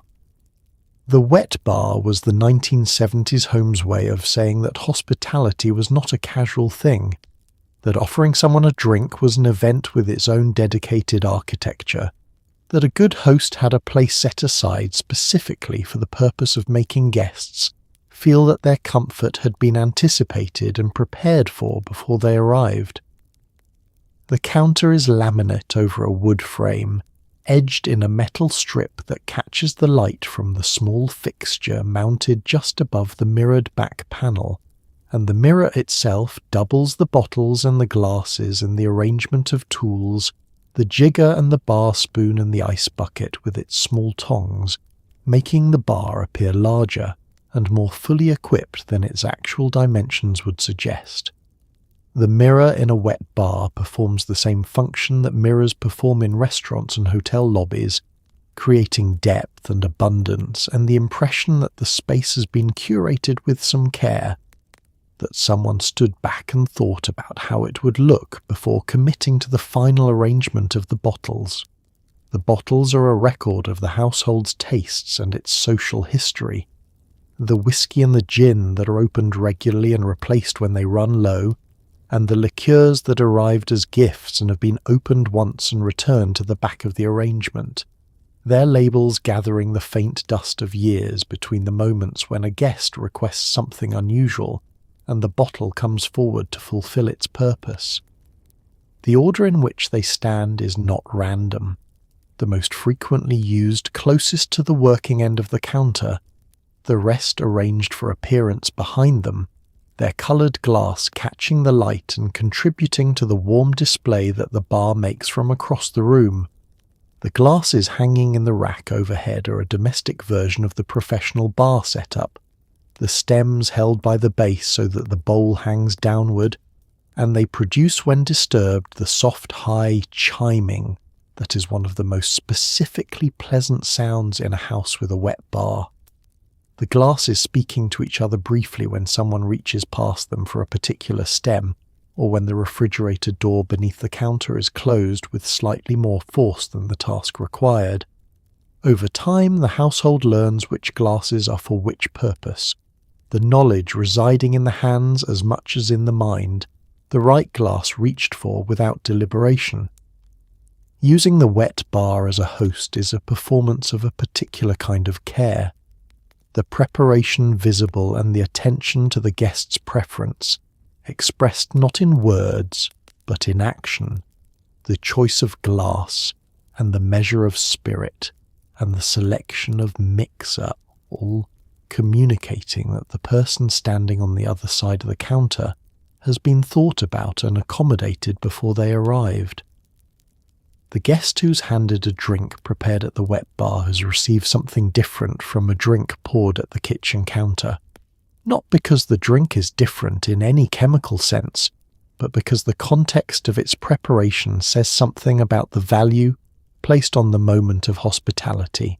A wet bar changes the social geography of the rooms that contain it, creating a natural gathering point that pulls people toward it, the way a kitchen counter pulls people toward it at a party, a place where arrivals are greeted and departures are delayed, and the conversations that happen while drinks are being prepared have a particular ease and informality that more formal settings do not encourage.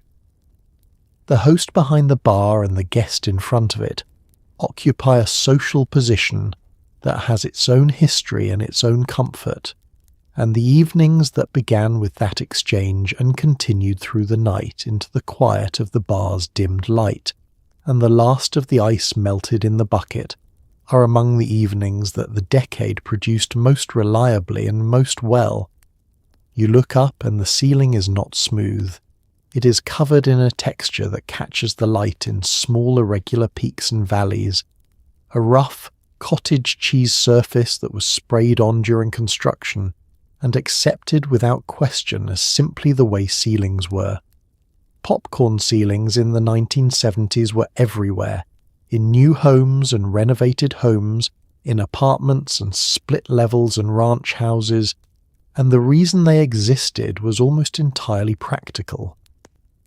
In houses built before 1978, some portion of those who attempted the removal encountered the asbestos that earlier formulations of the compound had included, a discovery that transformed a weekend project into a professional remediation job and produced in the homeowner a complicated relationship with the ceiling they had been living beneath for years without concern. But in the rooms where it remained, the popcorn ceiling continued to do what it had always done, absorbing sound and holding the light softly, and providing the room with a sky of its own, imperfect and textured and entirely of its moment, looking down with the same patient indifference it had always offered at the lives being lived beneath it. In the back bedroom, the one with the record player on the floor and the poster on the wall, there is a chair shaped like a throne, its tall, rounded back fanning out above the seat like the tail of a bird, its wicker weave catching the afternoon light in small diamonds of shadow. The peacock chair in the 1970s was a piece of furniture that understood its audience. It was oversized and dramatic and slightly impractical, which is to say it was exactly what a teenager wanted, a place to sit that felt like a statement about who you were, or at least who you were in the process of becoming. The back rises 2 feet or more above the seat, in a broad curved fan whose wicker weave becomes finer toward the outer edges, the pattern tightening as the form expands, and the whole structure is too tall to push against a wall without the top making contact with the surface behind it, which means the chair must sit forward in the room, occupying the space it requires without apology, the room arranging itself around the chair rather than the chair fitting itself into the room. This is a quality that most furniture does not have, the insistence on a certain amount of space, and in a teenager's bedroom where every object is a declaration of something, the chair arrived in American homes through a trade route that had been open for decades. Imported from the Philippines, where the rattan from which it was made grew in abundance, and where craftspeople had developed the techniques of its fabrication over generations. By the time it became a fixture of the American teenager's bedroom in the 1970s, it had already accumulated layers of cultural meaning associated with style and individuality, and the theatrical self-presentation that the decade considered not vanity but self-expression, a legitimate and important activity especially for young people working out who they were going to be. The record player on the floor beside the chair is part of the same composition. The two objects belonging to the same idea about how a private space should be arranged, what it should contain, what it should make possible. The chair for sitting and thinking and listening, the record player for providing the sound that the thinking happened inside, the afternoon light coming through the window at whatever angle the day had arrived at, the poster on the wall offering its own visual company. Together, these things made a room that was not just a place to sleep, but a place to be, privately and without performance, the person inside it still becoming rather than already arrived. The peacock chair presided over that becoming with the particular dignity of furniture that was chosen rather than assigned. That meant something to the person who lived with it, in ways that could not be entirely explained but did not need to be. Above the buffet table, or arranged in a careful arc on the dining room wall, there is a collection of plates. Not plates for eating from, but plates for looking at. Decorative china painted with flowers or landscapes or birds or simple blue and white patterns that refer to older traditions the homeowner may or may not have been connected to. Decorative plates in the 1970s were a form of quiet aspiration, a way of suggesting that this household valued beautiful things, that meals were taken seriously, that the room where the family gathered for dinner deserved objects that had no function except to be looked at and admired. The plates are mounted on small wire hangers that grip the rim from behind and are invisible from the front, so that each plate appears to float against the wall by some arrangement between the object and the surface it rests against that requires no visible support. The hangers are adjustable within a range and can accommodate plates of different diameters, which is how a collection assembled over years from different sources manages to hang with a consistency that the individual pieces do not possess on their own. The wire bites gently into the glazed rim at 2 points, and the spring tension keeps it there, and this small mechanical fact is never thought about by anyone who lives with the plates, because it works without calling attention to itself, which is the condition all good hardware aspires to. The arrangement took time to arrive at, and the time it took was well spent in the particular way of domestic decisions that seem small and reveal themselves to matter more than expected. A process of holding each plate up and stepping back and looking, moving one slightly higher, shifting another to the left by 3 inches, introducing a smaller plate to fill a gap that the eye kept returning to, removing a plate that insisted on standing apart from the rest, and replacing it with one that had been set aside but turned out to be the piece the arrangement was waiting for.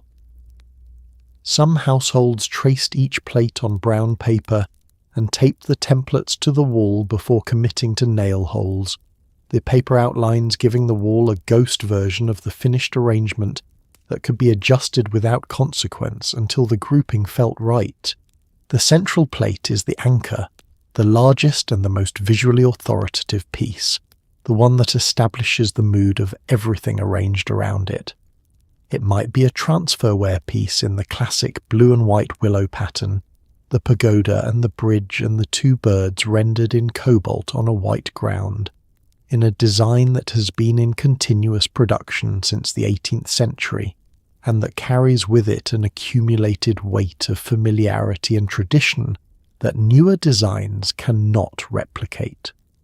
The willow pattern was in many households before anyone living in them was born, inherited or purchased with the understanding that it would remain, and placing it at the centre of a dining room wall was an act of continuity as much as decoration, a way of saying that this household understood itself as part of something longer than its own current inhabitants. The smaller plates around it are often mismatched in origin, but coordinated in feeling, each one chosen because it spoke a compatible language, because its colours or its subject matter or its scale sat comfortably within the conversation the central plate had established. a plate with a single painted bird against a plain ground, its brushwork loose enough to suggest confidence in the hand that made it. A commemorative plate from a county fair or a historic anniversary, its surface divided between an illustration at the centre and small text arranged in a careful band around the border. A plate with a floral border in soft rose and green that was part of a set from which only a few pieces survived, preserved here on the wall rather than risked in the cabinet with the everyday china. Dust settles into the painted surfaces over weeks and months, and needs to be addressed with a patience that matches the patience of the original hanging, each plate lifted from its hanger, cleaned with a soft damp cloth that is gentler than the task strictly requires, inspected at the closer range that the wall's viewing distance does not normally permit, and returned to its exact position. This periodic maintenance is when the plates are most fully known, when the detail in the brushwork or the transfer print becomes visible, when the small imperfections in the glaze that indicate handwork rather than mechanical production can be seen and appreciated. The act of cleaning them is an act of sustained attention that the rest of daily life rarely provides, and the plates are better understood for having received it. Children at the dinner table learned the plates across years of sitting beneath them, the collection becoming part of the visual vocabulary of the room, in the same way that the faces of family members became part of the vocabulary of the household, present and familiar and noticed most clearly in their absence. The direct questions that interrupted dinner: what is that one? Where did that bird plate come from? What does the writing on that one say? Produced answers that accumulated into a small oral history of the collection, and by extension of the household itself, the story of where things came from threading through the story of where the family had been. The wall of plates was never simply decoration in the rooms that treated it seriously. It was a record displayed in the room where the family gathered most reliably, arranged at the height where it would be seen during every meal, present across every occasion the dining room hosted across the years of a family's life, asking in its quiet way to be noticed and to be remembered, and to carry forward the names and the journeys of the people who had assembled it, one careful plate at a time. In the hallway, or on a small stand near the kitchen doorway, there is a telephone, heavy and black or ivory or a particular shade of green that no phone has been since. Its rotary dial warns smooth in the spots where fingers have traced the same circles thousands of times. The rotary phone in the 1970s was a fixed point in the house, a place you went rather than a device you carried, which meant that phone calls had a location, a piece of furniture associated with them, a small ritual of sitting down and dialing and waiting through the clicks of the mechanism before the line opened and the voice on the other end arrived. The phone table is a piece of furniture that exists in complete service of a single object and a single activity, a narrow stand with a small shelf below the surface, where the local directory lives alongside the notepad and the pen that is reliably dry at the moment you most need it.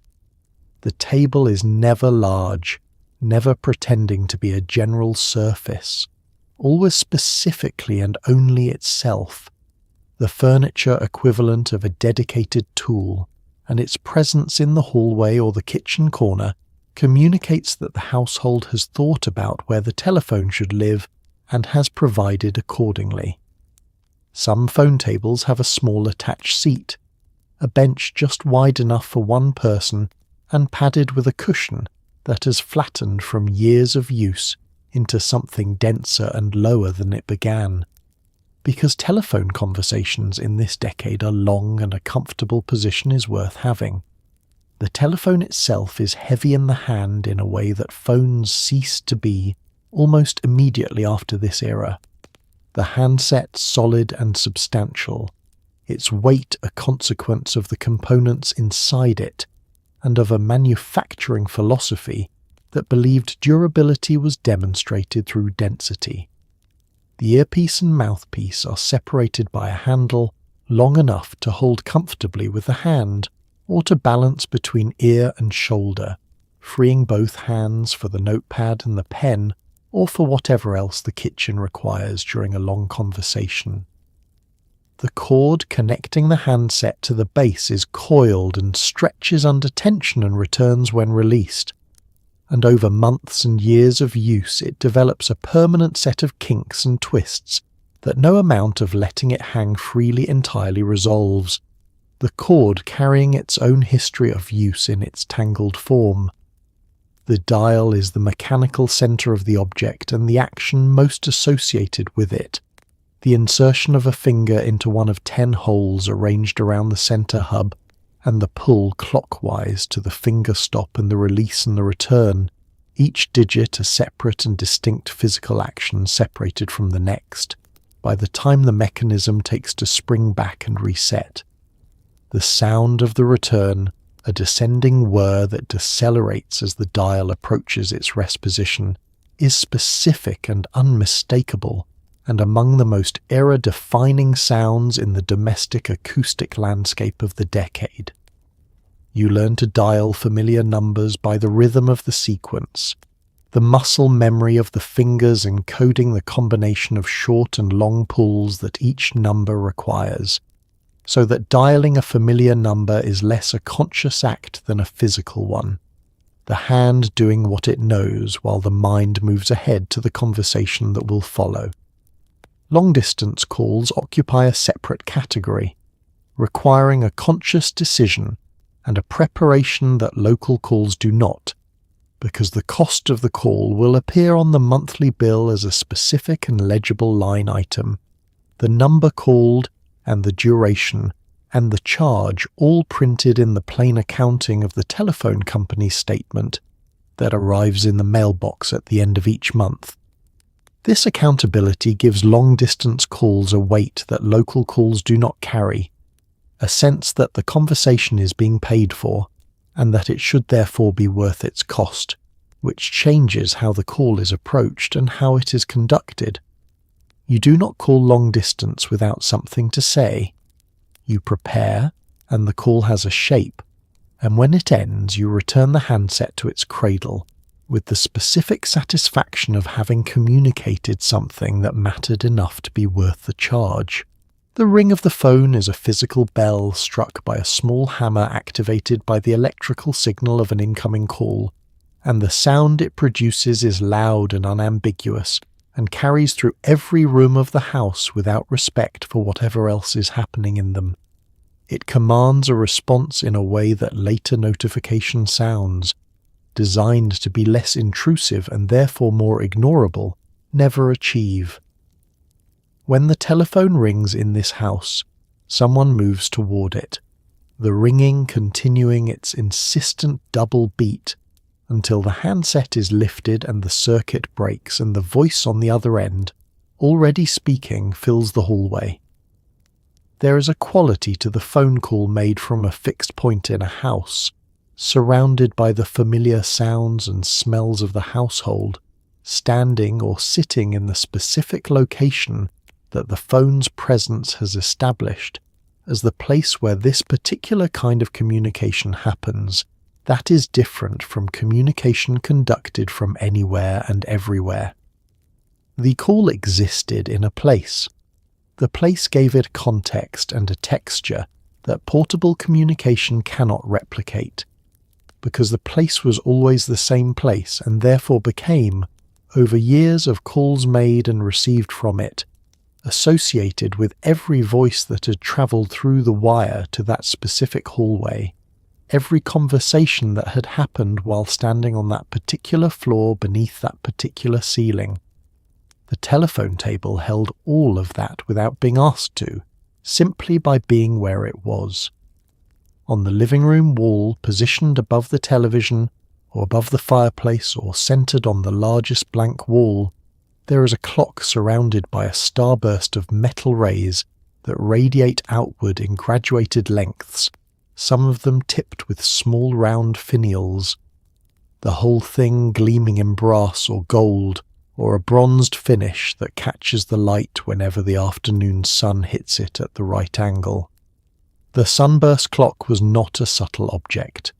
It was designed to be seen from across the room, to announce the time with the same authority and visual weight that a painting might announce a subject. And in the 1970s, almost every living room had one. The rays extend outward from the clock face in alternating lengths, the longer ones reaching a foot or more beyond the face, and the shorter ones filling the spaces between them, so that the whole assembly occupies a circle 2 feet or more in diameter on the wall behind it. The face at the centre is relatively small in proportion to the total assembly, just large enough for legible numerals and 2 hands, and this proportion, the small functional element at the centre of the large decorative display, is the essential visual argument of the object, the clock saying that telling time was not the only thing it was here to do, and perhaps not even the primary thing. The finish of the metal changes with the light in ways that give the clock a different presence at different hours of the day, which is a quality appropriate to an object whose entire purpose is the marking of time. In the flat even light of an overcast morning, the sunburst sits against the wall, in composed and dignified stillness, its surface absorbing the grey light without returning much, the rays holding their positions without animation. When the afternoon sun enters through the front window at a low angle and finds the brass or the bronzed finish, the clock transforms, the surface catching the directional light and returning it as a warm, diffuse glow that spreads from ray to ray across the assembly, and for the 40 or 50 minutes that the angle holds, the clock becomes briefly the brightest and most alive object in the room, a small sun mounted on the wall doing what the design always intended. Mounting it required a deliberateness that its decorative nature might seem not to demand, but that its weight and its visual authority made necessary. The clock was heavy enough that a single nail in drywall was insufficient, and a wall anchor was required, and the placement mattered in a way that hanging a painting or a photograph does not, because the sunburst clock was large enough and assertive enough to affect the feel of the entire wall and therefore the entire room. Too high, and the rays disappeared into the ceiling register. Too low, and the furniture below competed with it, and reduced the wall to a series of elements without hierarchy.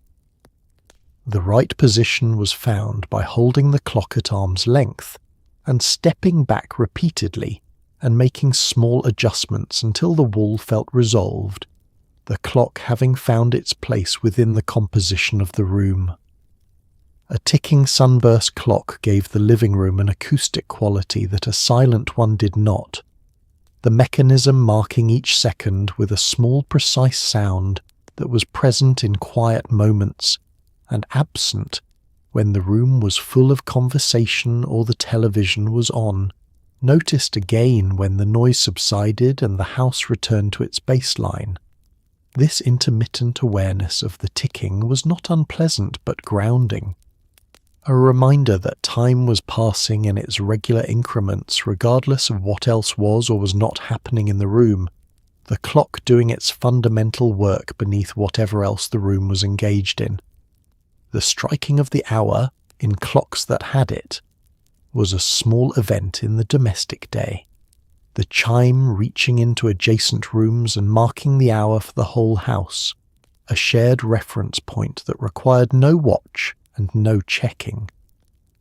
Guests noticed the clock reliably, the eye drawn to it on entering the room and returning to it across the course of an evening, the scale and the finish and the confidence of its placement on the wall making it the kind of object that invited comment without requiring it.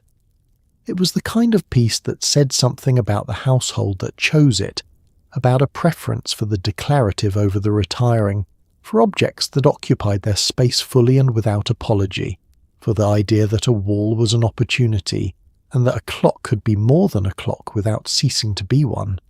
Down the carpeted stairs, past the landing with the framed school photos, there is a room that exists in a kind of deliberate informality, a place with lower ceilings and wood panelling and a different set of rules than the rest of the house. The finished basement of the 1970s was one of the era's most genuine domestic achievements, a room that admitted something the rest of the house sometimes tried to deny, that people wanted a place to be comfortable without being careful, to watch television loudly or play games on the floor or have friends over without worrying about the furniture. The stairs descend from a door in the kitchen or the hallway that is both more and less significant than any other door in the house. More significant because what is behind it is the room that will be used most freely. Less significant because the door itself is often overlooked in the decoration of the floor above. A plain hollow core door that gets a coat of paint when the hallway is painted, and is otherwise left to be simply the door to the basement. The carpeted stairs are narrower than the stairs between the main floors, the treads covered in a shorter, tighter pile than the rooms above, and the light at the top of the stairwell is usually sufficient, but the light at the bottom is usually not. The bottom of the stairs existing in a dimness that the lamp in the corner of the basement room only partially addresses, until you have descended far enough to be within its range. The ceiling is lower than the floors above, and this lower ceiling is one of the first things felt rather than seen when you enter the space, a compression that the body registers before the eye has taken in the room, a slight closing in that is the basement's most distinctive physical quality.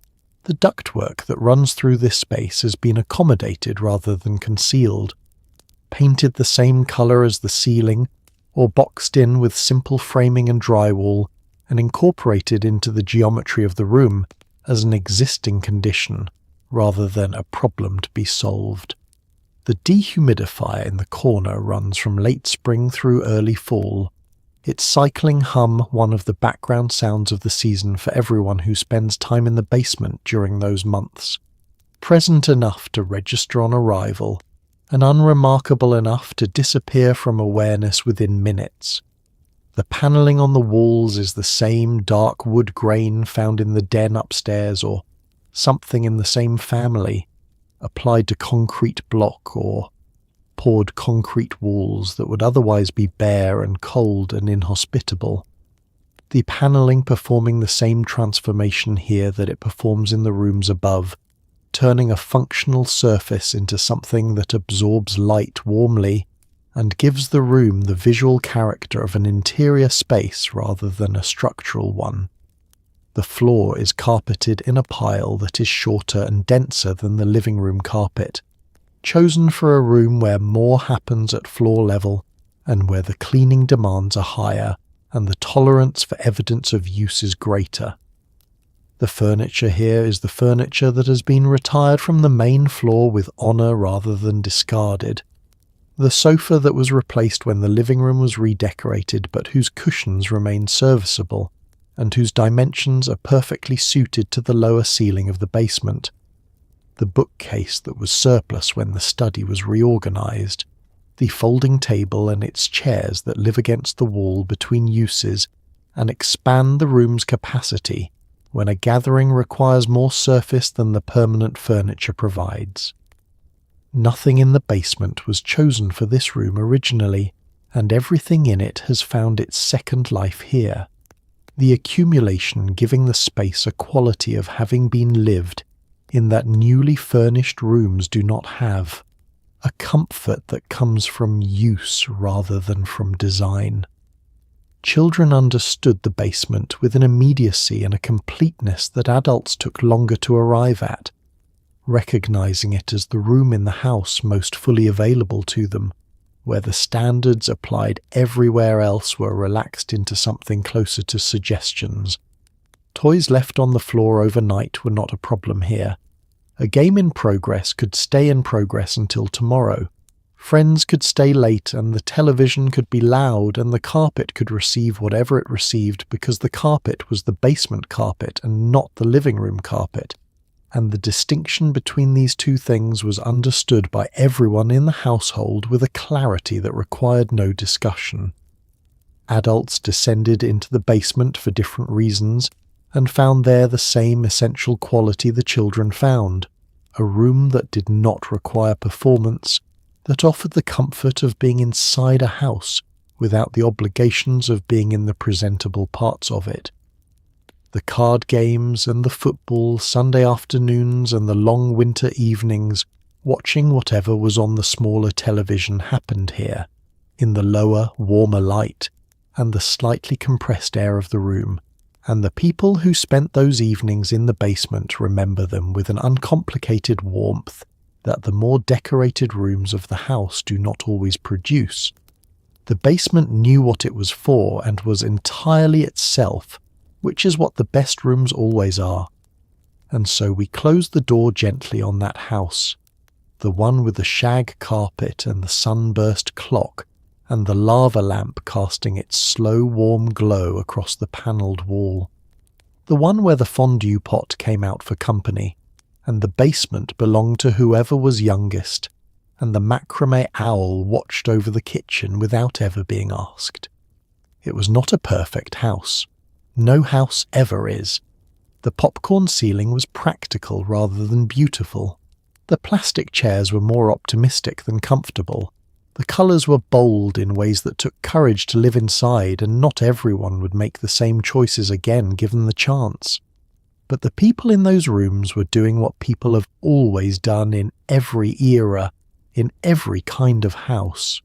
They were making a home out of what they had. They were choosing things that meant something to them, arranging their rooms with care, filling their walls with objects made by hand, and gathering around tables and fondue pots and conversation pits because they understood, without needing to say it, that the point was never the furniture.